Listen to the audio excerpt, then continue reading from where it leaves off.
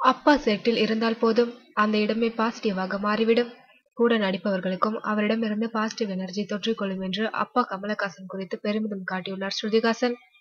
சபாஷ் நாயுடு தந்தையும் மகளும் இணைந்து பணியாற்றும் படம். இருவரும் ஏற்கனவே உன்னை போல் ஒருவன் படத்தில் இணைந்துவிட்டனர். நாயகன் இசையமைப்பாளராக சபாஷ் நாயுடு படத்தில் நடிகர்களாக இருவரும் முதல் முறையாக இணைந்துள்ளனர். கூடவே இளைய மகள் அக்ஷரஹாசன் உதவி இயக்குநராக இப்படத்தில் வேலை பார்க்கிறார். சபாஷ் நாயுடு படத்தில் படப்பிடிப்பு தொடங்கி விறுவிறுப்பாக நடைபெற்று வருகிறது. இந்நிலையில் இப்படம் குறித்து சில கருத்துக்களை பதிவிட்டு வருகிறார் ஸ்ருதிஹாசன். முதல் நாள் ஷூட்டிங் அட்டகாசமாக இருந்தது.